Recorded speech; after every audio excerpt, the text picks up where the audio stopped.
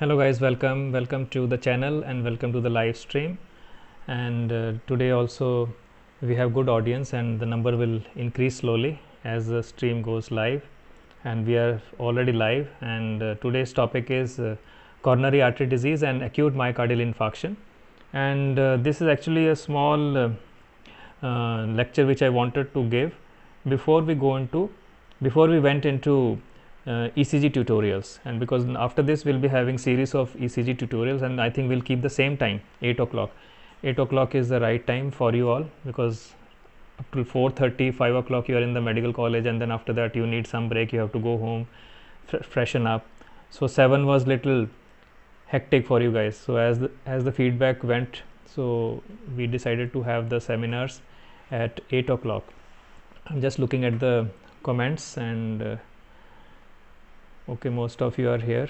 And so today Sankavi will be presenting, and we'll be just talking on coronary artery disease and what coronary artery disease does to the heart and does to the body, and what are the different types of coronary artery diseases like unstable angina, acute myocardial infarction, and different type of MIs. And most of the slides we will skip in this, because I need someone of you to back me up when we are talking, and if there are slides and what you people are helping me, so it becomes more meaningful. And if you people answer something right or wrong, it becomes easy for me and I get a lot of ideas, and we can build on that and have good discussions. Because if I am alone talking and I'm giving the lecture, and you tend to get a brain block and it becomes boring. So if there is a live interactive session, then it is a good thing. Can you guys hear my voice? Can you type in the comment, guys? Nikhil, just say you can hear my voice. Anybody please type in the comment box that the audio is okay.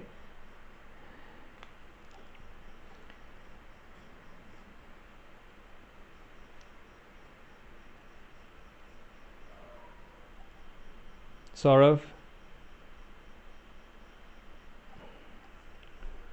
So actually there is a little lag, and because today there is heavy rain. Yes, okay.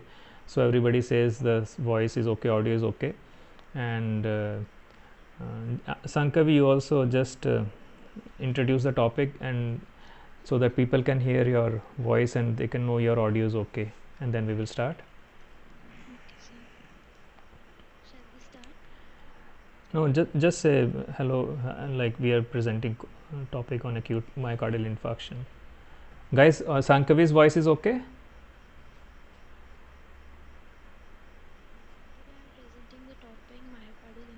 Yeah, okay, just hold on, Sankavi. Saurav, Nikhil, Ranjana, Raghav, is Sankavi's audio okay? Just type in the comment box. I know I didn't give enough time to Sankavi to prepare. In the morning we were having clinics, and when the clinics finished I told her to present today. So it was a very short notice, and there might be little glitches, so it is okay. So guys are saying they can't hear. Nikhil says he can't hear Sankavi's audio. So why is that? It is okay now. Nikhil, now tell me, pitch is low. Can you increase the volume, Sankavi? So this is the maximum. This is the maximum. Okay, I think this has been the problem with the previous two lectures also. We have to fix this. Maybe in the next session we will fix. So we'll have to start like this only. So Sankavi, you can start. We just go slow. Huh? So you start. Okay, so definition of myocardial infarction. MI is an irreversible necrosis of heart muscle secondary to ischemia. Results from the imbalance between the oxygen supply and demand caused by plaque rupture with thrombus formation in the coronary vessel, resulting in acute reduction of blood supply to the portion of myocardium. Yeah. So like acute MI is a condition in which there is a physical anatomical damage to the myocardium. Okay. There are other conditions which can simulate acute MI, like very severe Prinzmetal's angina or very severe angina, and it can simulate acute MI, but in that necrosis is not there, and that is one of the differentiating features. Like if you give nitrates to these patients, the coronary just goes into spasm. Supposing there is a bad news, you declare a bad news to the person, and he already has some blockade, or he is very anxious person, anxious personality, so their coronaries might just go into spasm and transiently, and then the spasm is relieved, and that does not cause permanent myocardial damage. So if you give nitrates to these patients, the anginal pain will subside. And in acute MI, and we are just shortcutting through the slides, and in acute MI, the pain of MI will not subside even if you give nitroglycerin, sublingual nitrocontin tablet or sorbitate tablet or monotate tablet. So this is the main difference between acute MI and unstable angina. Angina is reversible. Okay, so you have to keep this in mind. And sometimes angina pain can be very severe, and sometimes it is called as pre-infarction angina. So pre-infarction angina is the patient is about to have an heart attack. So this is very important. This is a take home message, because many of the doctors, they make this mistake, and they will say ki the patient had chest pain for 48 hours, patient had MI for 48 hours, patient came to casualty to ICU 48 hours after the chest pain, so the MI had already occurred. No, that is a very wrong notion. That is not how you should be evaluating the patient of CAD. And in fact, the patient might be having pre-infarction angina for 48 hours, and at 49th hour the patient came to your ICU or in your casualty, and at that time the patient infarcted, because acute MI is a diagnosis by ECG or by echo. ECG is the most sensitive modality to diagnose acute MI, and of course there are biochemical tests like troponin and TROP-T and tests and all. So pre-infarction angina is just a simple angina which can further deteriorate to acute MI, and that is the time you have to intervene. Before also you have to intervene, but don't just say ki patient was having chest pain for 48 hours, 24 hours, so we have lost the window period, we can't give thrombolysis, we can't thrombolyze the patient.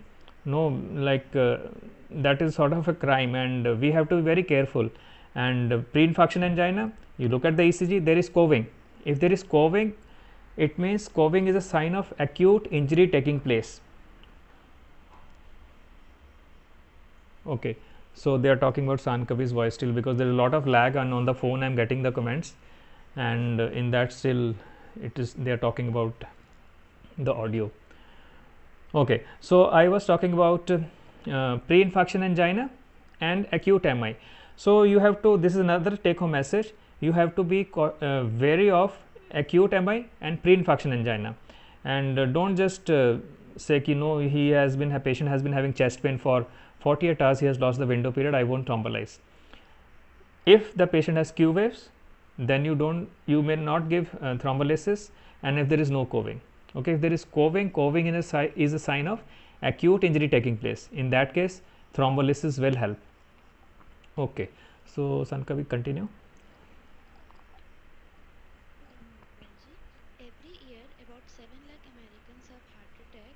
Out of these, 5 lakh was first heart attack, and 2 lakh people have already had an heart attack. In India, the incidence is 64.37 per thousand people in men aged between 29 to 69 years. So you can see, like from the epidemiology, like it's a pandemic sort of thing, just like COVID. Coronary artery disease is a pandemic, and just hold on, guys.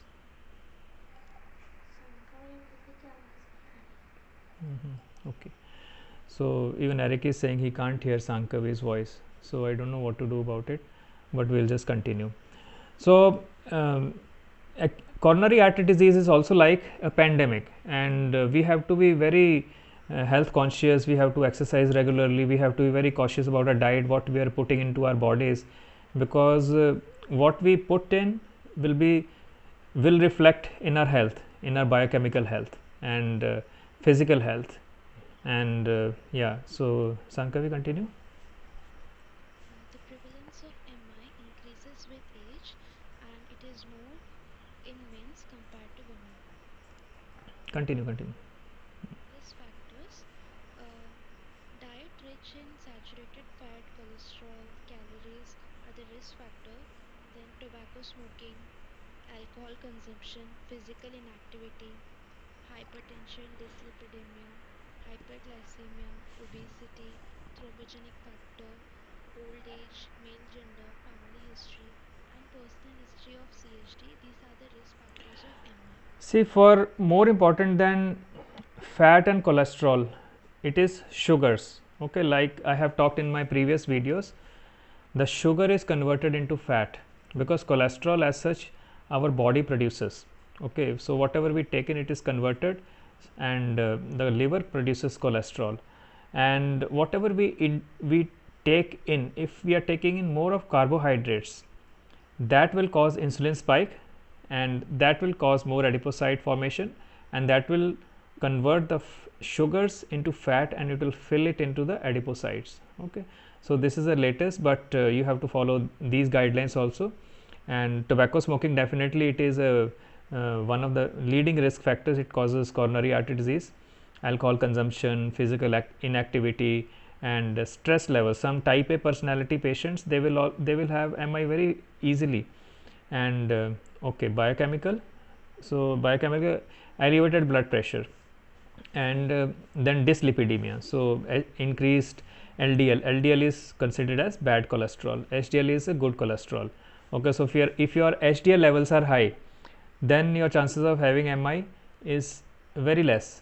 Okay, and if your sugars are high, so I would place hyperglycemia, diabetes, obesity, these are more important risk factors than increased cholesterol and a cholesterol intake.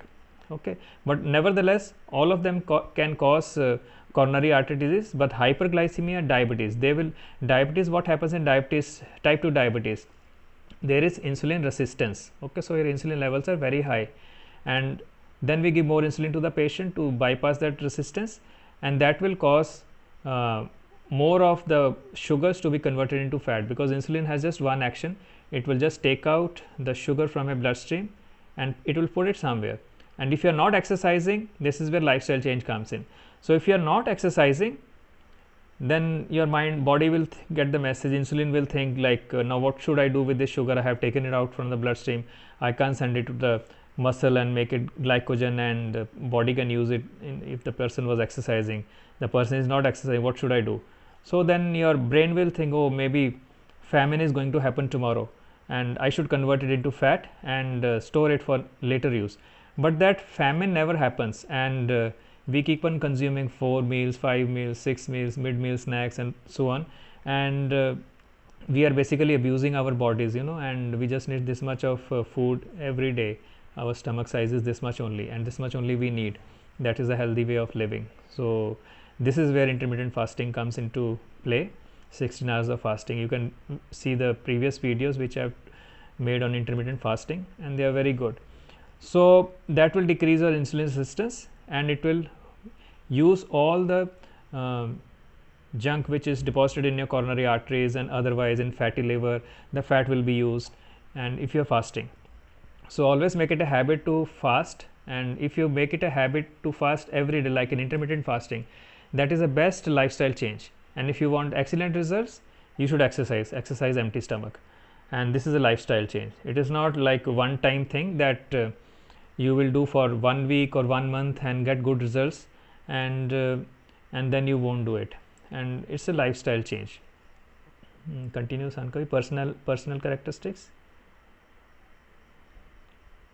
Old age, male gender, family history, and personal history of CHD or other atherosclerotic vascular Vascular disease. diseases. Okay, so like you have to understand, like anything that is causing plaque formation in your coronaries, in other blood vessels, just like smoking, even your vasculitis, autoimmune diseases, they can also cause MI. Even a MI has been reported even in a 18-day-old baby. So that was a case reported in one of the good journals, international journals. That patient had vasculitis. Okay, so next. So same risk factor, increasing age, as the age increases, the risk of MI increases? Yes, because as the age increases, we tend to become sedentary. We adopt a sedentary lifestyle, and we give up. So whatever signal you will give to your mind, your mind will prepare your body for that.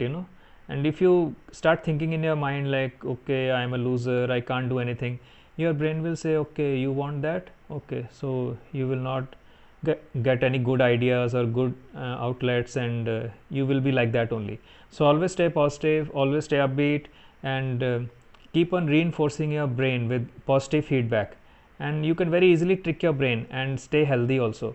So at any age, never think that you are unhealthy. We can always reverse the changes we have made to detrimental changes we have made to our body by lifestyle changes. Age is not the criteria. And then menopause is one thing in ladies.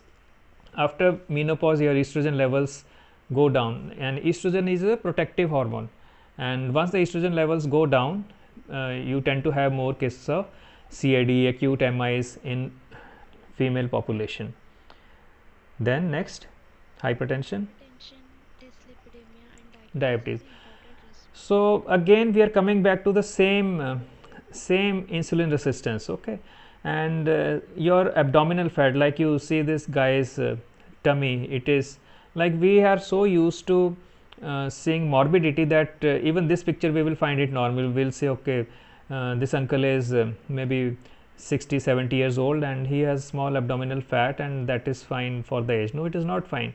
And in fact, I feel if any of us, boys or girls, if any of us, we don't have six packs, I think we are unhealthy, and we need to get rid of that excess fat over our abdomen so that our abs are visible. Even my abs are not visible, but we have to work towards that goal, because that is extra fat layer over our abdomen, and the fat around your abdomen, your hips, that is the bad fat that produces aromatase and other enzymes and causes inflammation in your body, and it is like a time bomb.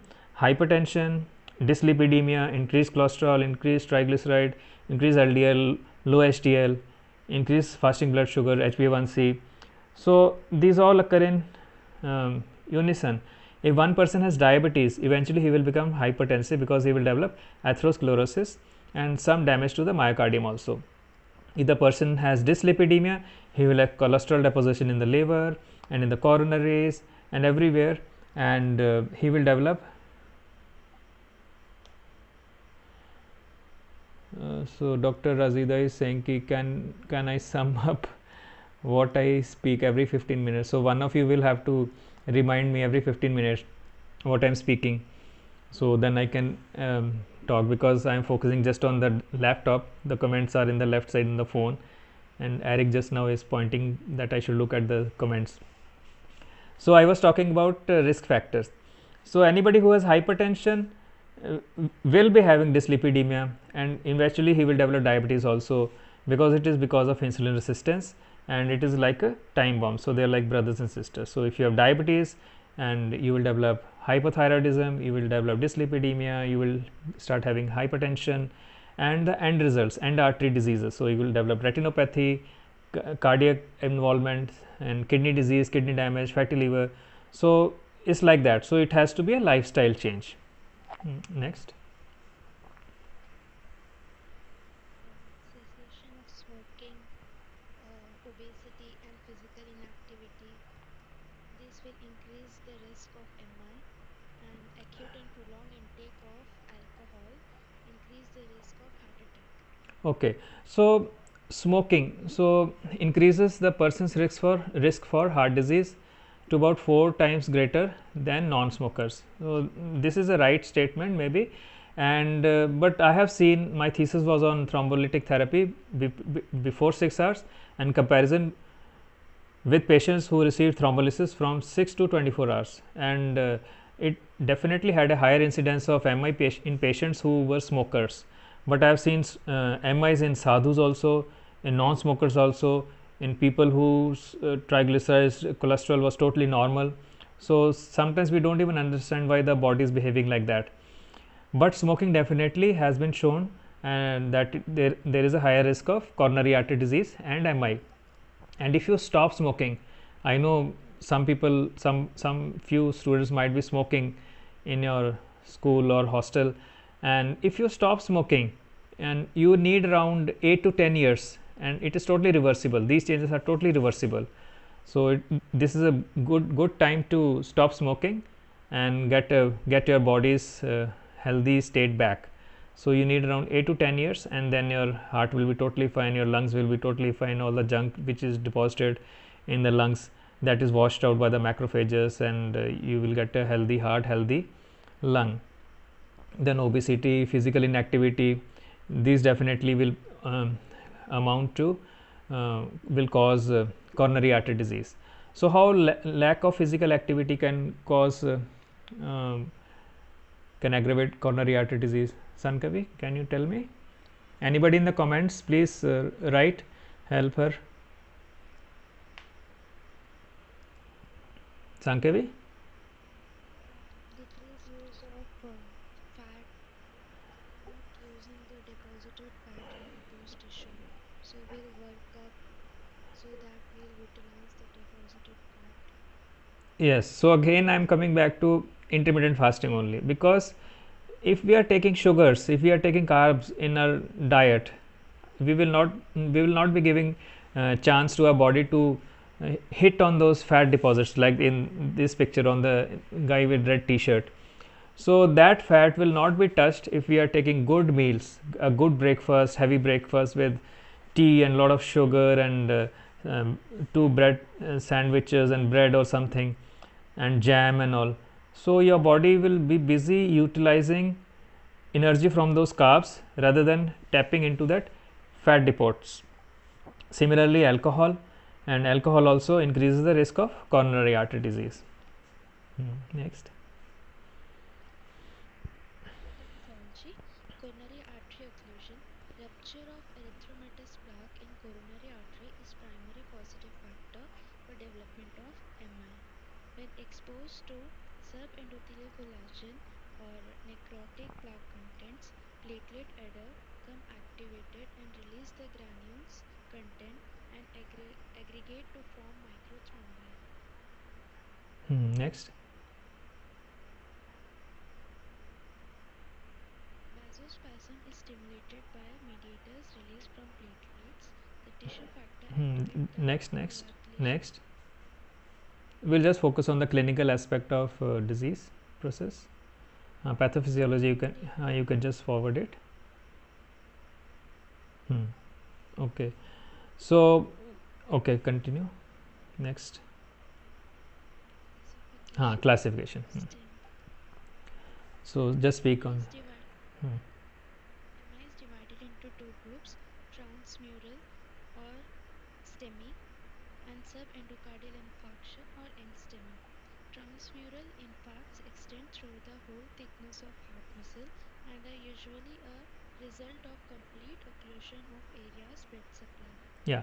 So Whereas in transmural MI, the whole, like this is the LV and this is the LV wall. So the MI occurs transmurally, which means through and through.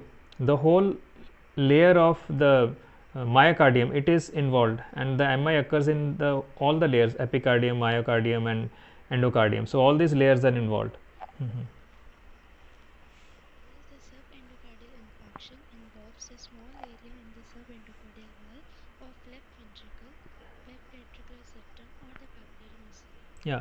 So there is something called a subendocardial infarction, and in that there are typical ECG changes. There will be no ST elevation, and there will be deep symmetrical T wave inversion in certain anterior leads, and that is when not the whole of the myocardium is involved, maybe just the endocardium and some part of the myocardium.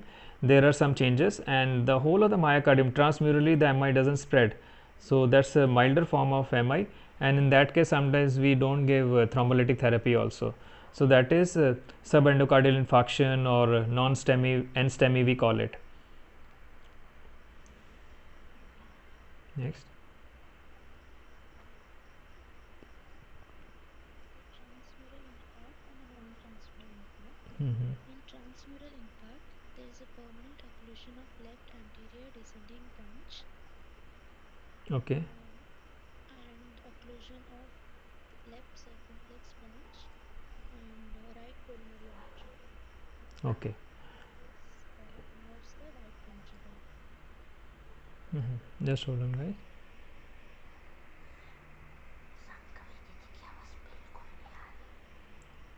Okay. So people are saying, Sankavi, we can't hear you, but I can hear you, but it's not going in the stream. So I'll fix this in the next lecture. Okay, carry on. Then is a non-transmural infarct. There is a partial obstruction. Original subendocardial infarct and the circumflex subendocardial infarct and a small intramural vessel occlusion as the microinfarcts. Okay. Next.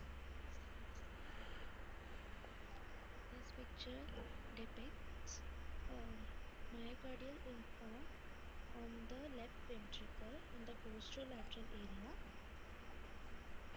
This region is the old infarct. Okay. Next. Signs and symptoms. Signs and symptoms. Just hold on, Sankavi, because people are saying they can't hear you at all. Guys, can you hear Sankavi? Please answer in the slide, in the comments. We'll just check the sound again, otherwise just hold on.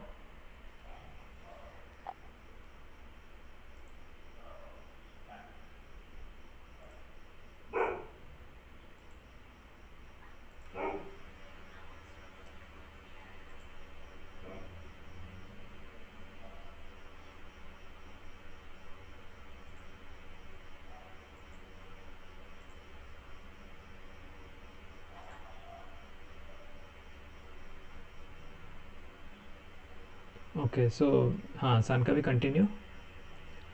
Chest pain, which is the most common So symptom. now we are discussing signs and symptoms, guys. So is Sankavi's voice audible now? I made some changes.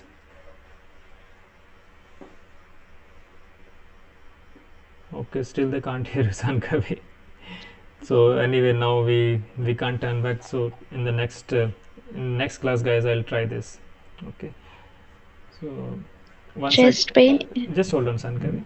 So I have made certain changes and आ रहा है sound आ रही है सानकवी दीदी की आवाज़ आ रही हाँ now it is coming now Eric is saying it is coming I made some changes I'm sorry guys it was my mistake it was a programming error from my side and okay now they are saying yes your voice is okay so I apologize it was my mistake not Sankavi's mistake okay ठीक है continue now I am relieved okay so that was something I had to activate her mic her microphone was not activated. Okay, continue. Chest pain, which is the most common symptom. Chest pain is a spacing type of pain and it is not relieved by rest, change in position, or nitrate administration. The pain radiates to the left arm, also radiates to lower jaw, neck, right arm back, and upper abdomen. Okay, so this is the characteristic of cardiac chest pain. And you have to know the characteristics because it is very important to make differentiate between a cardiac chest. There are a lot of structures in the chest cavity. Okay, there is heart, there is lung, and there is esophagus, and there is a spinal cord, and vertebrae are there. There are ribs, and pleura is there, and blood vessels are there. There is skin, and there are a lot of structures and pain can arise from anywhere and even severe esophagitis pain can simulate like MI. So you have to know these finer features of cardiac chest pain. So cardiac chest pain is like a sharp lancinating pain chest pain. It is unforgiving type of chest pain and actually this picture is showing what type of feeling this patient must be having. Like it's like you want to get rid and it's just holding you inside and you just want to squeeze your chest. It's lancinating and very piercing type of chest pain and this pain will radiate to the left neck, left jaw, medial aspect of the left arm in a patient with a normal cardiac place, if the heart is in the normal place. In dextrocardia it will be different. Okay, if your heart is on the right side, then you might have right-sided symptoms, right neck pain and right jaw pain and radiate to the right medial aspect of the right arm. So but most of the times we have heart in the normal place on the left side, so it is on the left side symptoms, and this pain of MI has to be differentiated from cardiac anginal pain and other causes of chest pain because of structures in the chest wall. And if it is angina, it will be relieved by nitroglycerin with tablets, sublingual tablet you can give, sorbitrate you can give 5 mg, 10 mg, and the pain is relieved. It's a short acting nitrate, and its action lasts only for 15 to 20 minutes, so you will have to repeat it, but it is life saving thing, and if there is pain you can give it, and even in MI you give it. It doesn't mean that you know the ECG shows MI and you will not give nitrates. No, you have to give nitrates. The only contraindication to give nitrates is if there is hypotension. So if blood pressure is low and the patient is in shock, you will not give nitrates, because nitrates will just crash the blood pressure. And even if the patient has MI, you will not give nitrates if the blood pressure is low. Similarly for Lasix, if the BP is low, you have to be very cautious in giving Lasix. Okay, most of the times it will crash the blood pressure. And only certain conditions, if you are very experienced with Lasix, you can give, and you provided you know what you are doing. But overall, in general, at your level, at MBBS level, if the blood pressure is low, don't give Lasix, don't give nitroglycerin infusion or tablets, because they will crash the blood pressure. And especially in inferior wall MI. In inferior wall MI, the cardiac output is very much dependent on preload, and in inferior wall MI there is a loss of compliance of the RV, because whenever there is inferior wall MI, in inferior wall MI, sorry, my dogs are just knocking at the door, we'll just calm them down.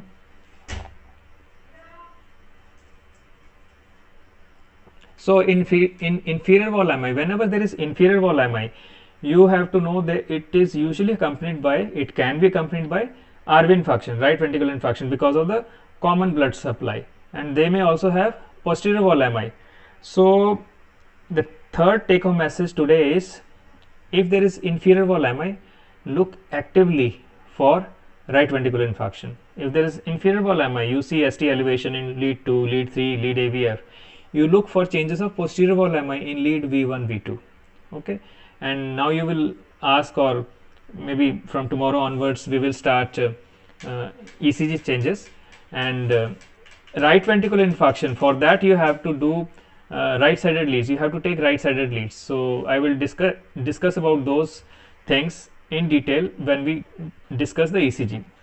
So normally we take V1, V2, V3, V4, V5, V6 on the left side, and in right ventricular infarction you will want to take V3R, V4R, so they will be over the right ventricle.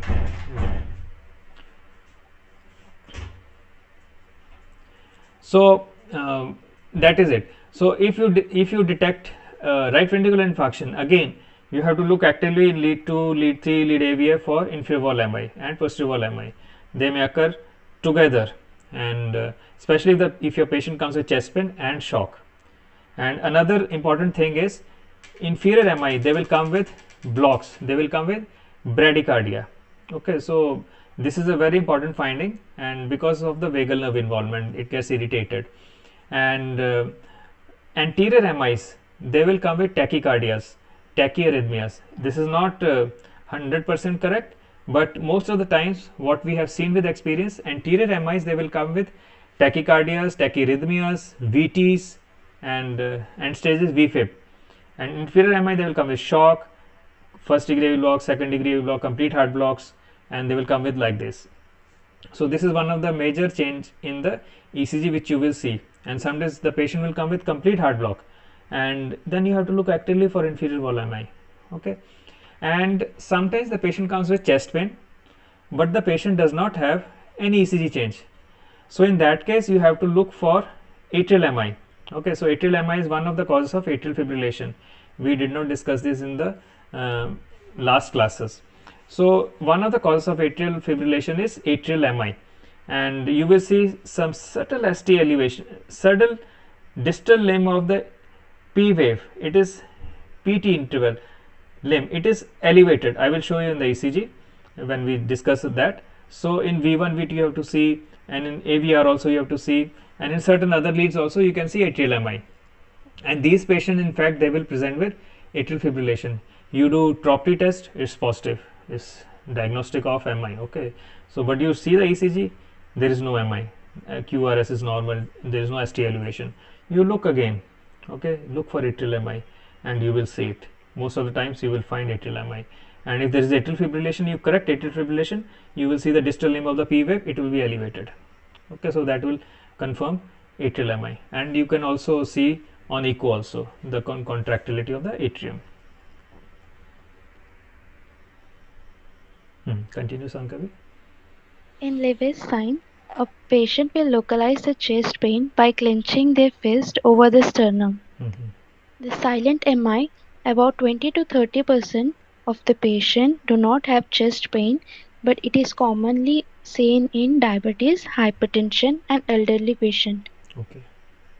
Other signs and symptoms are nausea, vomiting, shortness of breath, dysphoresis, lightheadedness, palpitation, loss of consciousness, and sudden death So due to the ventricular failure. Sankavi, why do they have nausea and vomiting?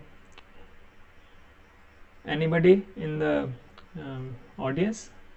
Why the patient with MI will have nausea, vomiting, shortness of breath, diaphoresis, lightheadedness, palpitations, loss of consciousness, and sudden death also?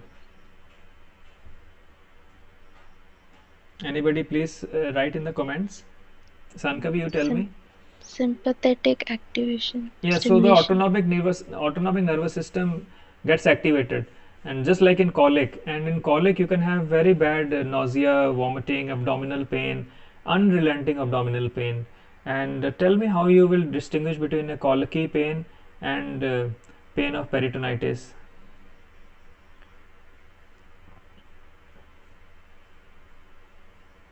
Patient will be still, he will not be moving. In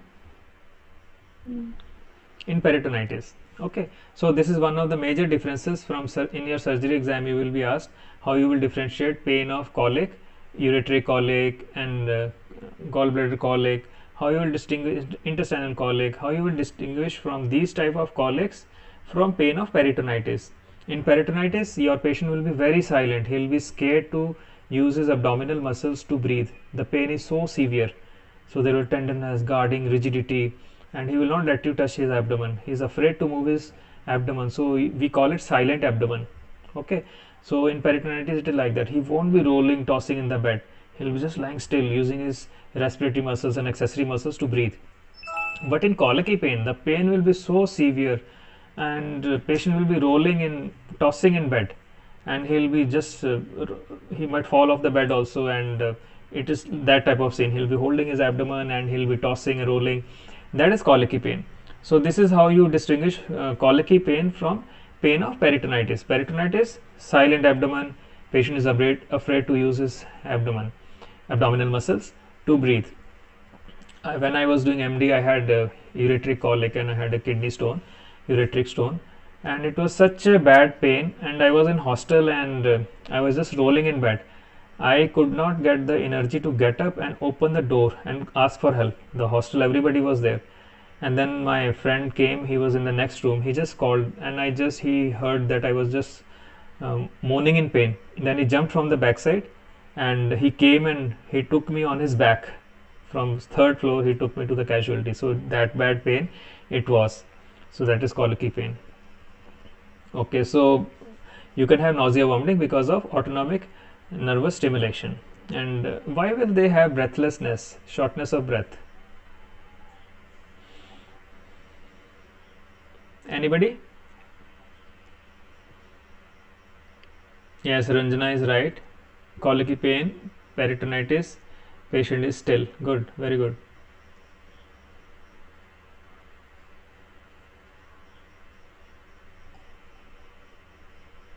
Shortness of breath. Anybody in the audience? Can you hear me, guys? In the audience?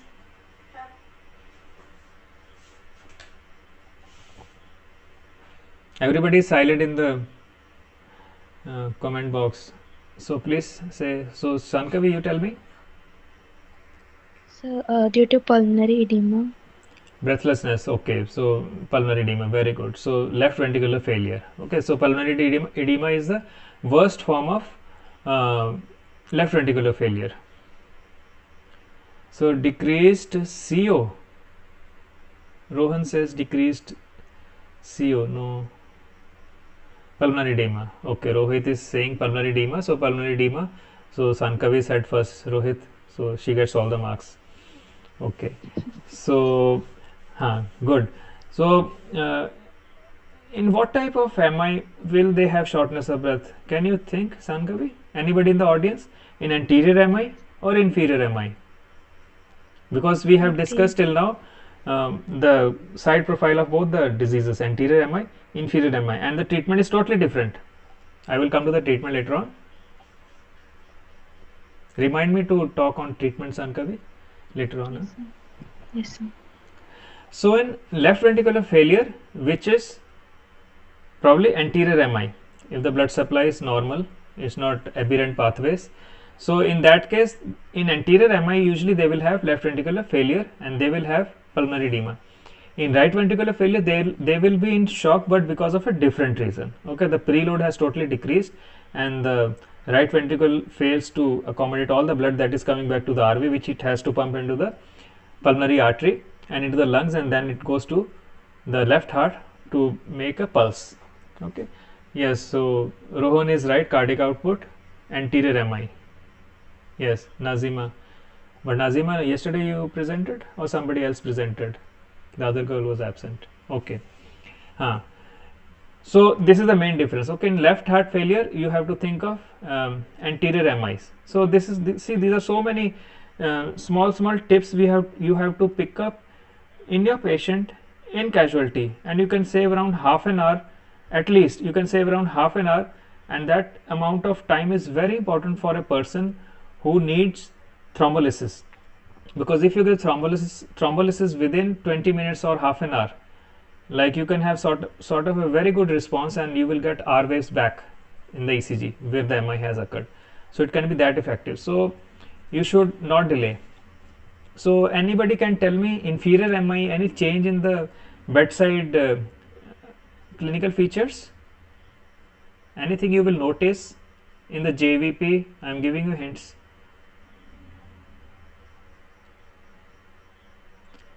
Sankavi, you tell me, you know? Raised JVP. JVP will be raised. So, but because of the things we have discussed just now, so the RV compliance is lost and the patient's JVP will be raised. And one more finding which you might see, our teacher, like one of my teachers, he was DM in cardiology, and when I studied, we had 4 DMs, and I had a rich experience in cardiology. I worked under my teachers, and they were very good teachers. And yeah, so one of my teachers, he used to just see from a distance, from 10 feet, he would say ki, that is inferior MI. He was that good. And I also teach you guys on the bedside these things only. That is Kussmaul sign. So you know, Sankavi, what Kussmaul sign is? What happens when we take a deep breath? What happens to the neck veins? They will get engorged or they will collapse? They will collapse. Okay, yes, Rohit, you are right. Kussmaul sign. Good. So in Kussmaul sign, what happens is, this is reverse. This finding is reverse. Yeah. So when you are taking a deep breath, this negative interthoracic pressure, you imagine like this is the lung and this is the pleura. Okay, there is negative pressure between these two layers, and the rib has expanded, rib cage has expanded. It is pulling this negative pressure, and it will pull the lung like that. It will expand the lung. Such a good suction is created inside the blood vessels that all of the blood in the neck veins, it is sucked into the right heart. Okay, so the neck veins will collapse in a normal person. In Kussmaul sign, what happens is that there is reversal of this finding, because RV compliance is gone, and you will see rise in JVP when you take deep breath. Inspiration. Okay. So on deep inspiration, and the Kussmaul sign will become positive. So that is a sign of a right heart disease. Now remember, Kussmaul sign you can see in many conditions which affect the right heart. Is not only is just not contained to inferior wall MI or RV infarction. You can see in right ventricular infarction, in bad pericardial effusion, in tricuspid stenosis, and bad atrial fibrillation. Because atrial fibrillation, if it is occurring in both the atria. Okay, and if there is some other abnormality, myxoma is there, some tumor is there, cardiac tumor is there, so then also Kussmaul sign will be positive. But then how you will differentiate between all these conditions, clinical conditions? Anybody in the audience? So Nazima says failure to of fall in JVP during deep inspiration. Very good. Yeah. And Nikhil says JVP doesn't fall with inspiration. Yeah, so you people have been present in my clinics, I can say this. Good. What was the question? Sankavi? It's a Kussmaul sign. Kussmaul sign. So I have given you different differentials. Okay, RV infarction, tricuspid stenosis, and atrial myxoma or tumor, and pericardial effusion. So from all these conditions, how you will differentiate? Just tell me. Just start speaking, and then I will add. See, RV infarction is MI. Okay, patient will have chest pain. Okay, in pericardial effusion, patient will have chest pain. Yes, sir. So in pericardial effusion, patients usually don't have chest pains, Ankavi. Okay, if there is pericarditis, they will have chest pain, and sometimes if the chest pain vanishes in in pericarditis, that is sort of a bad sign. Means the patient is developing hemopericardium, or the patient is developing pericardial effusion. In response to your therapy, patient comes with chest pain. Okay, and you see some ECG changes. You will see ST elevation in pericarditis also. Okay, but that is a concavity upwards ST elevation. We'll come to those differentials when we start the ECGs. Okay, so but we all can make mistakes, and you might think this person is having acute MI. That is why this topic is so important, and you people have to know this in detail very nicely, because after 2 months or 3 months you will be managing patients. So in pericarditis also you will see ST elevation, but it is a concavity upward ST elevation. Now you give thrombolysis, you think this is MI, and you have thrombolized this patient, and this patient might bleed. It very high chance the patient will bleed in the inflamed pericardial sac. Okay, and now first both the pericardium, they were rubbing against each other. There was pain when the patient was breathing, or when the patient was moving, lying and getting up. When they get up, they will have pain. Okay, now there is effusion, so that rubbing is gone, so the effusion has vanished. So when the pain vanishes in pericarditis, it could mean two things. Maybe you have given NSAIDs and you have given steroids if it was justified, and the pain has gone. In that case, if it is a good thing, means the pericarditis has subsided and the pain has gone. But if you do the echo and you see pericardial effusion, that means the patient is not responding to your therapy. Probably the patient has something else, very bad tubercular pericardial effusion, and it is filling up, so the pleura, both the pericardial layers are not rubbing, and that's why the pain is not there. So in that case, it is a bad thing. But the echo will tell you. Echo is the diagnostic and confirmatory finding modality of diagnosis, and it will tell you whether the patient is improving or not. So we have done right ventricular infarction and pericardial effusion. So in pericardial effusion, you might see electrical alterance on ECG. I will show you nice ECGs, and in that what you will see is there is a peak URST of good amplitude R wave. Then next complex you might see peak URST but shorter R wave. Okay, so the R wave peaks, they are different in each beat. So that is electrical alterance. So it is like pulses, paradoxes on clinical examination which you see, that also you might see in pericardial effusion, and you will see a dancing heart on echo. Okay, so that is how you differentiate. Then again myxomas and tumors, cardiac tumors, you will again diagnose on echo, and echo is a very good investigation for cardiac diseases. Okay, continue. Even tricuspid stenosis on echo. So diagnosis. According to WHO criteria, a cardiac troponin raise accompanied by either typical symptom or pathological Q wave, ST elevation or depression on the ECG or the coronary intervention are diagnostic of MI. See, now this statement is highly misinterpreted by many of the physicians. Even they will say there is no Q wave, this is not an MI, ST elevation has not occurred. But if the patient is having chest pain and the trop T is positive, you do the echo, there is regional wall motion abnormality, it is 99.99%, it is acute MI happening, and you repeat the ECG again, repeat after 15 minutes, you repeat again after 15 minutes. Many times in my patients I will advise ECG Q 15 minutes, and after half an hour the patient develops a full-fledged MI, starts developing ST elevation. We will not wait for the Q waves to develop and for marked ST elevation to happen to diagnose an MI.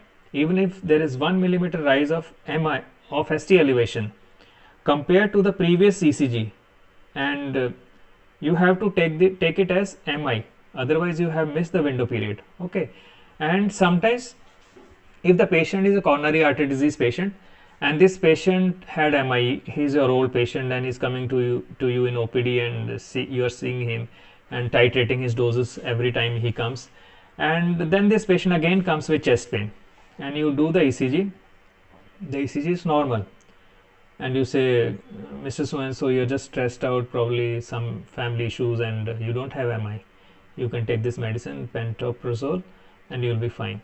You should not do that. In a coronary artery disease patient, always admit them, give them benefit of the doubt, and monitor them, put them on a monitor and do their trop T test, and you can repeat the trop T test after half an hour or maybe 1 hour if you have doubt, because coronary artery disease patients, they probably will be on some sort of antacids also, and if they are having chest pain, it probably signifies they are having MI again. Now you will say, sir, but the ECG is normal. Yes, always compare with the previous ECG. Okay, this is another take home message. To diagnose MI, you have to compare the ECG, current ECG, with the previous ECGs. You must have seen in the rounds also, I make you people label the ECGs 1, 2, 3, 4, date wise, time wise. Very important. Every day ECG will tell you a story. They might be reinfarcting. Okay, first time the patient came with inferior MI and you saw the ECG and you started the treatment, but then after 2 days the patient might have anterior MI. Okay, so it can be like this also. Coming back to normal ECG, so he was your old patient, and previously his ECG showed T wave inversion, fully evolved phase of MI, and the patient was stable, but now the patient has come with chest pain, and now the T is upright. You did not see the previous ECGs, you saw, and the T wave is upright where the T was inverted. So that is called pseudo normalization. The vector changes in because of the MI, because of the myocardial damage, or because of another bundle branch block which has occurred because of the MI. So that is called pseudo normalization. So that greatest take home message is always compare the ECGs of the patients who come to you with some cardiac complaint. Very important, and take serial ECGs, then you will not miss. Okay, next. ECG changes. The ST segment will be elevated, followed by T wave inversion. Q wave will be visible in the transmural infarction or STEMI. The ST depression and T wave inversion seen in NSTEMI. Okay, so another thing you have to see in this second or third ECG. Okay, so there is ST elevation, and if this ST elevation, okay, now we know there is ST elevation, then slowly it comes down, there is coving, and it comes down, T wave inverts, and the Q wave is formed. Now there is a pathological Q wave and a normal Q wave. In the lateral leads are V5, V6 and lead 1, and we will talk about this in detail in the subsequent lectures. So in the lateral leads, a small Q wave is a normal entity. It just shows the depolarization of your interventricular septum. Okay, so they're electrically in the opposition. So if there is a Q wave, there is a R wave in the V1, V2, because the impulse is going towards the interventricular septum from left to right. I will tell you about this in detail. Okay, so one is this, and this ST elevation, if it is persistent for 6 weeks or more, okay, then you have to think of anterior wall aneurysm. A ventricular aneurysm has formed after the MI. So this is very important. So always do subsequent ECGs, even after months you do the ECG, and if that elevation is persistent, it has to come down in 2 or 3 days. If it is not coming down, you have to think of ventricular aneurysm. So you do a echo and take a cardiology consult, and yeah. So what is a pathological Q wave? A pathological Q wave is if it is more than 1 small square. So 1 small square is how much, Sankavi? 0.04 seconds. Okay, see, I'm saving you. So 1 small square is 0.04 seconds. If it is more than that, and the amplitude of the depth of the R wave is more than 1/3 of the R wave, and the depth of Q wave is more than 1/3 of the R wave. So you see in these Q waves, okay, in the 1, 2, 3, 4th ECG, you see the Q wave is deeper than the R wave height. Okay, so these sort of Q waves you will show with the capital Q. A normal Q wave should be shown in the ECG and in the records as small q, but we usually write big capital Q for small q also. It has become sort of a norm, but in the textbooks they say if it is a normal Q, you have to write small q. If it's a pathological Q, then you have to write a big Q. Okay, so pathological Q wave is if it is more than 1/3 of the R wave and it is more than 1 small square in duration. Okay, so this is also important. You can write it down. You can get an MCQ sometime. So then in the end you will see a Q wave and T wave inversion. So once the Q waves appear, it means permanent damage has occurred. So at that stage, thrombolysis will not help. Okay, in stage 1, 2, in normal Q, in acute MI, then after some hours the Q wave has formed in the third ECG, third complex. Okay, in this ECG the Q wave has formed, but there is coving. Okay, and you will give STK, you will give tenecteplase place or which urokinase or whichever agent you want to give, you give it, and in the fourth ECG there is a Q wave, but still the ST is elevated. I will even give in this ECG in this patient. Then in the fifth, 1, 2, 3, 4, 5, in the fifth complex, the coving is not there. Now it will not help. Okay, so once the coving has settled, giving thrombolysis, it will not help, and you will decide. So this is a very important take home message. Chest pain is not the deciding factor when and whom you will give thrombolysis. You will give thrombolysis to the person who has coving. Now see, there might be multiple thrombi which are occluding the distal coronaries, the further tributaries. So the patient might be developing a small Q, but the rest of the areas are showing coving. So STK giving or thrombolysis, if you give, it will help. Okay, but once the ST coving has settled down and a pathological Q wave has formed, then you should not give thrombolysis, and it is not helpful. In fact, the higher mortality rate has been seen. So see, now in the last complex there is a Q wave, but the T has become upright.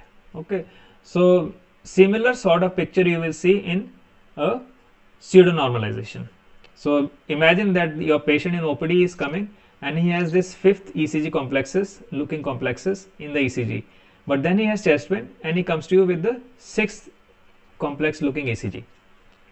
So that is very important. Next. Next. Next. Treatment. Bolo. Mona B, that means morphine, oxygen, nitroglycerin, aspirin, and beta blockers. That's a nice mnemonic. All of you can remember Mona B. So I will add to my list of mnemonics. Mona B. Okay. Morphine, oxygen, nitroglycerin, aspirin, clopidogrel, and beta blockers. So tell me a little bit about these drugs.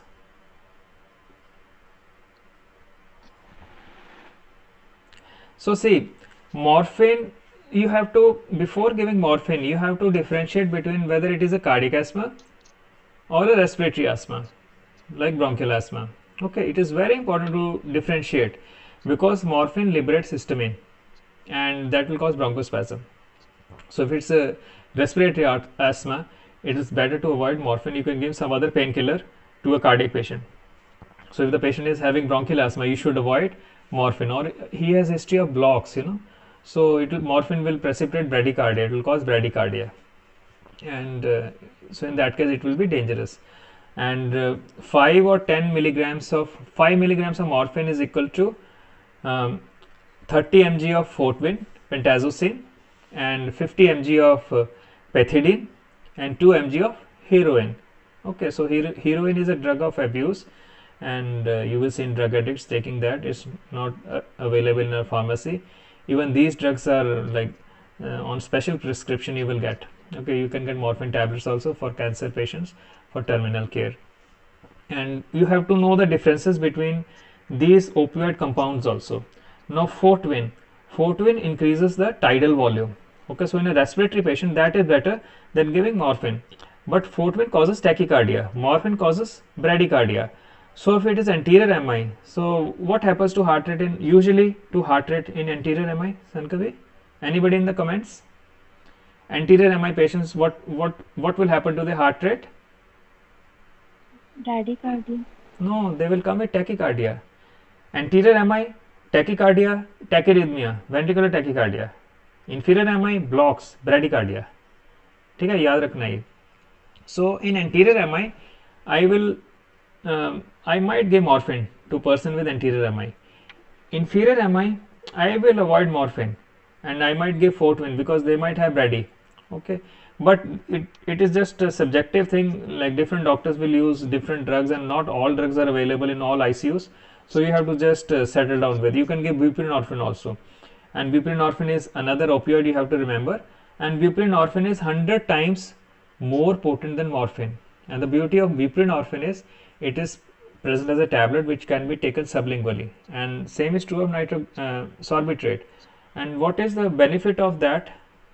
Anybody can tell me in the comments why sublingual drugs they act very fast? Anybody? Bio. Pardon? Bioavailability is more. Via? ऊंचा बोलो. Bioavailability.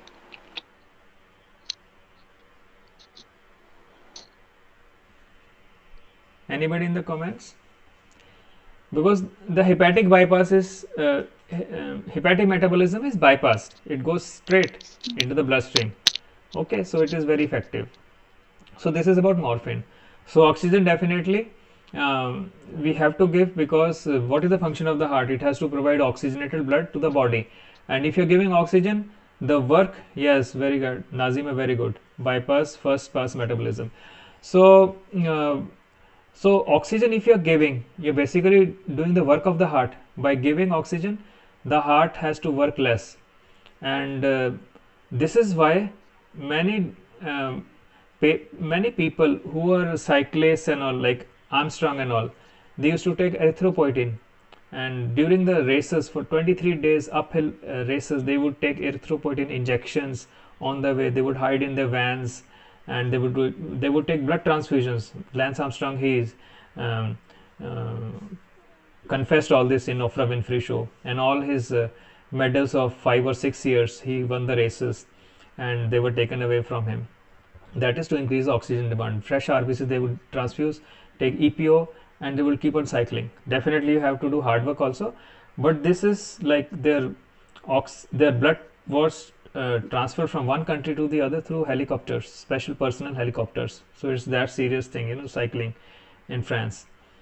Then nitroglycerin. So nitroglycerin, I already told you, immediate acting nitroglycerin, nitrates, sorbitrate. Okay, it's short acting, just 15 to 20 minutes. Sublingual, stat, fast action. Okay, what is the one of the complications of nitrates? They will give very bad headache. Okay, it is not a side effect, it is the effect of nitrates. They will just dilate the arteries, everywhere they will dilate, and you will have headache because of vasodilatation. What is the difference, Sankev, you tell me, or anybody in the comments, what is the difference between caffeine and nitroglycerin related to headache? Anybody can tell me? I had told this in the last clinic, I think. Caffeine has a very nice action. Like we say ki caffeine, you take caffeine. If you're having migraine, you take caffeine. Why? Because caffeine causes vasoconstriction of the cranial blood vessels, and it causes vasodilatation of the rest of the systemic blood vessels. So that is why if you have coffee, you will want to pee more, but your headache goes. So if you have migraine, if patient has migraine, if we take coffee, it is helpful because caffeine has a different action on the cranial blood vessels and a different action on the peripheral blood vessels, rest of the peripheral blood vessels. So it will cause vasoconstriction in the cranial blood vessels and vasodilatation in the rest of the arteries in the other areas. But nitrates, they don't discriminate like caffeine. They will just cause vasodilatation and they will relieve the angina, but they will cause headache. Okay, but after some times you will develop tolerance to nitrates, so you should use it judiciously. Then aspirin and clopidogrel, so these are equally important, as important as giving thrombolysis. So Nazima says they will constrict the blood vessels. Very good. Caffeine causes vasoconstriction of the cranial blood vessels. So your statements have to be legally right, Ranjana. So because if you just write caffeine causes vasoconstriction, you will get half marks, or maybe you will get negative marks.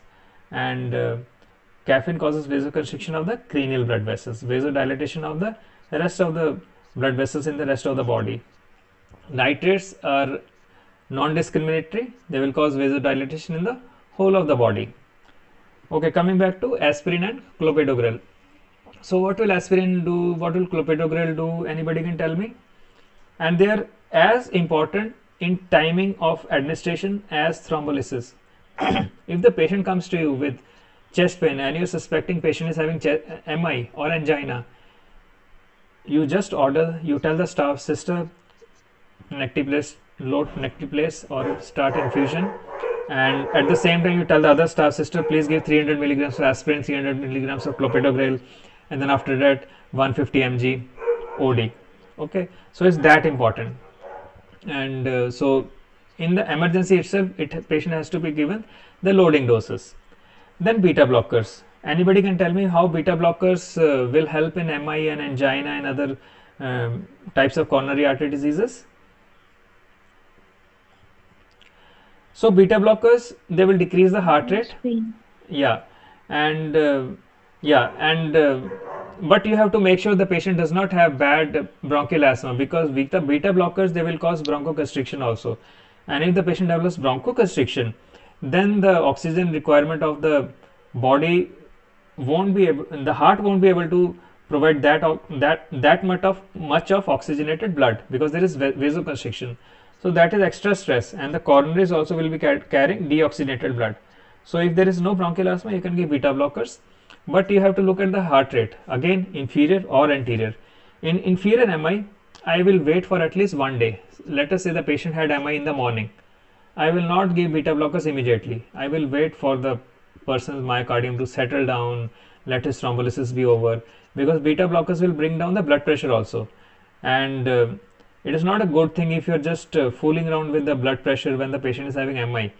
So I will avoid for the first day. Second day I will decide, I will just give a stat dose of beta blockers. I might give metoprolol or carvedilol. So carvedilol is a safer drug, and metoprolol also you can give. If you are confident, 20 mg stat dose you give. And if the heart rate is not affected much, there is not severe brady, then you can continue. You can give OD, BD, 50 mg OD, 25 mg HS, 50 mg AM, 50 HS, like that, BD. Okay, you can increase it 75, 50, 75, 75, 100, up to 200 milligrams you can give metoprolol. And carvedilol also you can give. So it depends on you. So carvedilol has less cardiotoxicity, it is better. Okay, next medicines, Sankavi, other early therapies. ACE inhibitors, calcium channel blockers, Yes. fibrinolytics. So actually I would want to bring fibrinolytics above morphine. Okay, take a morphine is very important because you have to relieve pain, because if the pain is not going, you just imagine a person having chest pain and first thing, it's a human reaction, like chest pain we think it is heart attack, and it is rightfully, we have to think like that only. We should not think, oh, it is just gas and sit over it for night and in the morning you might not wake up. So if there is chest pain, it is always good you think it is MI. So fibrinolytics have to be above, but pain we have to take care. And if there is pain, the patient will become more anxious and reflex tachycardia might happen. So if there is reflex tachycardia, there is increased cardiac oxygen demand, and that will be compromised because the patient is already having compromised coronary blood supply. The MI might worsen. Okay, so we have to make sure we don't give the patient tachycardia because of anything. Okay. Okay, so ACE inhibitors, why do we give? Anybody can tell me? ACE inhibitors?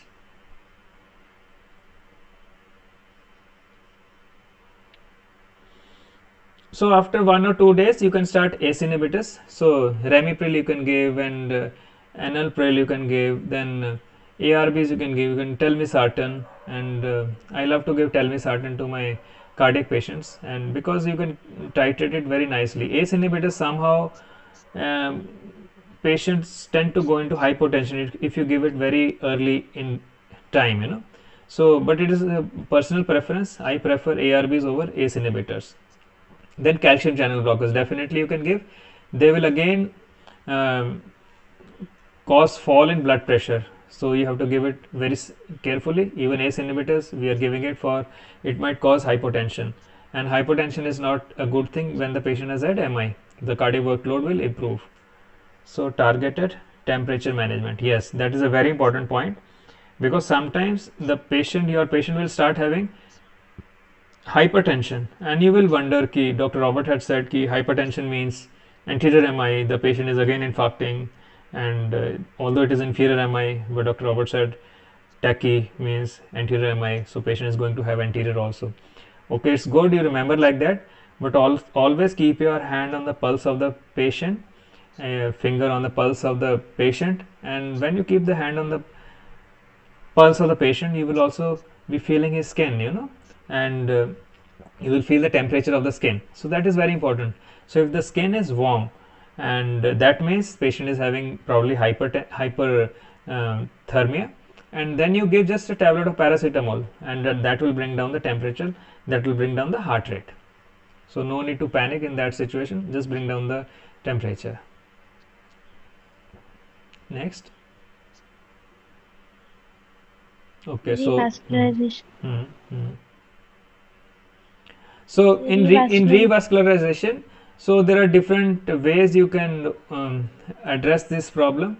So first you will do coronary angiogram. Okay, first step in this, there should have been one more slide, coronary angiogram. Okay, so you have to do echocardiography and other tests, and angiogram you have to do and determine where the block is, what type of block it is, and is it a clot in one particular area, the thrombus is one particular area of the coronary, or is it a diffuse disease. Okay, many times you will see we refer the patients, but after angiogram the patients are sent back with medical therapy. That is because there is a diffuse coronary disease. In that case putting the stent will not help. Okay, so sometimes the patient has vasculitis, arteritis, and they will have a diffuse disease of the coronaries. In that case, where all you will put the stent. So you can just put stent in 3 places in 3 major blood vessels. After that, in the distal arteries, if there is stenosis, it is very difficult to put a stent.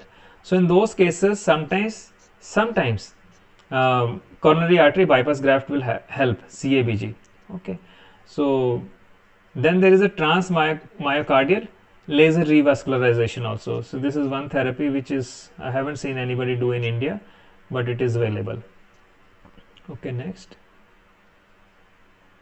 Preventive measures. Okay, so before preventive measures, so you didn't remind me to talk about treatment. So what is the difference in treatment in ICU setup? The most important part, how you will treat inferior wall MI, how you will treat anterior wall MI. What is the difference? So in anterior wall MI, if these patients come with shock, and inferior wall MI, these patients come in shock. You have two patients, one with anterior, one with inferior MI, and you are alone.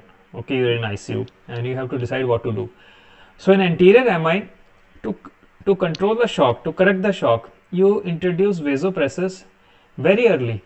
Okay, you start dobutamine infusion. That is the safest, most cardioprotective vasopressor drug. Dobutamine you can give, but if the patient is in fulminant failure, you can give dopamine also. Okay, but avoid NORAD. Noradrenaline infusion should be avoided at all cost in MI patients, because it will cause severe vasoconstriction, severe tachycardia it will cause, and that will further aggravate the MI. Further MI, the area of necrosis can increase. So noradrenaline should be avoided. I have seen many times some consultants will give NORAD, but that should not be given. If your dopamine and dobutamine combination is not working, probably then NORAD also won't work. But in inferior wall MI, you have to first give a fluid challenge. Okay, you auscultate the lung bases, see if there are clefts or not, and then you start giving IV fluids. So you can give 250 ml of normal saline fast, and you keep on auscultating the lung bases, keep on looking at the JVP, look for failure. Okay, and your BP might come up just with IV fluids. So you can safely give around 50 to 100 ml per hour of normal saline and 5% DNS alternate infusion, and always add KCl around 60 millicoulomb if you are keeping the patient NPO or restricted food intake because of vomiting and all. So in that case, you have to give IV fluids, and if you just give IV fluids, you don't give potassium, the patient will go into hypokalemia, and that is not a very good thing to happen for a patient who is having MI, because the patient will have arrhythmias because of hypokalemia. So you should always remember potassium, magnesium, calcium, they are cardioactive electrolytes. Sodium is CNS, S for sodium, S for C, so like that the sound. Okay, you can remember. So hyponatremic patients, they will come with higher function abnormalities, confusion and obtunded thinking and confusion and seizures and coma, like that sort of thing. But if the patient has hypokalemia, they will come with paralytic ileus, and they will have cardiac arrhythmias, things like that. Same for calcium, hypocalcemia. You will see a prolonged QT interval on ECG in patients with hypocalcemia. So like that. Okay. So you have to give fluid challenge test, but if you're giving IV fluids, you have to give potassium also to prevent hypokalemia. So the safest requirement and safest way to give is around 60 millicoulombs of KCl over 24 hours as infusion. It is very important, your notes have to be very accurate. So you call the staff, you tell her, explain it nicely. See, it has to be given as infusion over 24 hours. So it's not necessary that the staff has to start another infusion pump for KCl infusion. She can decide on her own, like these many bottles doctor has ordered to give over so many hours. So she can put 10 millicoulombs, 10 millicoulombs, 10, 10, 10, 10, 10 and 60 millicoulombs over 24-hour infusion. So that is fine. It's not necessary that if you write infusion, she has to start an infusion pump, because we have to see from setup to setup. There might not be so many infusion pumps, and right now, like in COVID time, like the things are hard, like we are hard pressed on staff also and the stuff also. So that way. So the main difference between the management of anterior wall MI and inferior wall MI is IV fluids, and in inferior wall MI, if the BP does not come up with IV fluids, you have to start dopamine, dobutamine, and BP will come up. Okay, and you avoid Lasix, you avoid nitrates. Okay, so just stop it, and BP might come up. So always look at your prescription, always look at the front sheet and see, are we giving something to the patient? Did we introduce metoprolol too early? Did we give ACE inhibitors to prevent cardiac remodeling? So all these things, so especially first 2 days, they are very crucial, and it is always good to talk to the patient's relatives and talk about the prognosis, and it is wise to give a gray prognosis for at least 3 or 4 or 5 days, because in MI what happens is the patient might be okay for 4 days, 5 days, 6 days, and on the 7th day they will have infarction, necrosis of the interventricular septum in anterior wall MI, and the mitral valve and the papillary muscles, they might rupture and patient might have severe fulminant mitral regurgitation, and he will go into pulmonary edema and bad thing, and they will not make it. I had one patient here, and our staff member only, he was very nice, and for 5 days 6 days patient was totally fine, and on the 6th day we said he is fine and we can discharge him, and suddenly it was such a sudden deterioration, like he couldn't be airlifted also. So these sort of things happen. So it's always good to give a grey prognosis, and I always give grey prognosis to my patients who are in ICU. It is one of the best ways. Once the patient is shifted outside the ICU, maybe the patient is safe, but still cardiac patient, nothing more serious than a heart attack. Okay, so you tell this to your patients' relatives that patient has had a heart attack, severe MI, and is a tricky situation. Everyday prognosis we can tell. What will happen tomorrow we cannot tell, and it is right. Like nobody can predict what will happen to your patient tomorrow. So prognosis is very important, and you have to tell the truth to the patient. Don't just keep on saying, "Hi, patient is fine, patient is okay," just to keep your reputation. Just tell the patient, and that will avoid so many litigations. So this was about any other slides, Ankavi? So prevention. हाँ बोलो. Lifestyle modification, smoking cessation, avoid alcohol and drug consumption, physical activity, exercise 30 minutes every day. That will help to control the blood cholesterol, diabetes, obesity as well as Yeah, so it's a package deal. Okay, so it's a lifestyle well as modification. You to have to lower the stop. blood pressure. Yeah, you have to stop smoking, take care of the blood pressure, dietary modification, introduce low carb diet, and you all of you know I am a fan of low carb diet, and I'm an advocate of intermittent fasting because it brings such magnificent results, and make it a change for all of you. You should go on to low carb diet, and lipid management you have to do. Like I always say, health is of different types. There is a physical health, there is a biochemical health, there is a spiritual health, there is mental health. Okay, so we have to address all these domains to say that we are fine, we are healthy. We have to be spiritually sound, biochemically our lipid profile has to be good, physically we should be fit, our muscles should be good, toned, and you have to be doing HIIT and aerobic exercises, and your diet has to be very good and low carb diet, and consume lot of proteins. If you don't have CKD or liver disease, consume lot of proteins and work out and stay happy. And sleep is very important. Sleep is restorative because of the same funda. During sleep you will be not eating, your insulin will be low, growth hormone will be 2000 times the normal value in males, 1500 times the normal value in females. So growth hormone is restorative. It will burn your fat, it will repair the muscles, it will repair the ligaments and all those things, and that is why sleep is restorative. So adequate sleep and less stressful life.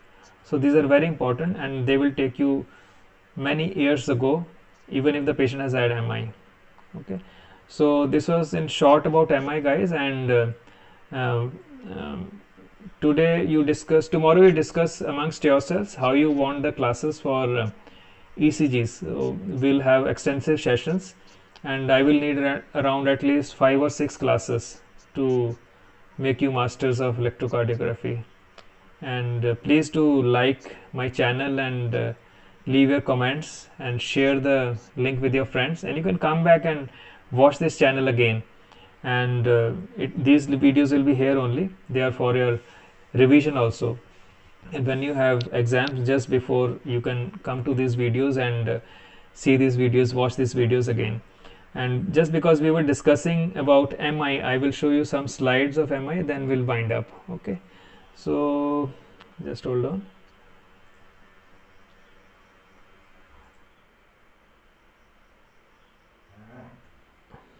Okay, so this is inferior wall MI. You can see lead 1, lead 2, lead 3. There is extensive ST elevation in lead 2 and lead 3.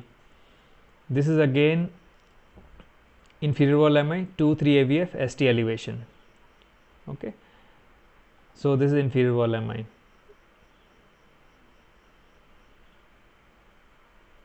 So the slide show. Okay, so I think the same slide has repeated. ST elevation, 2, 3 AVF, ST elevation. Okay, So inferior wall MI.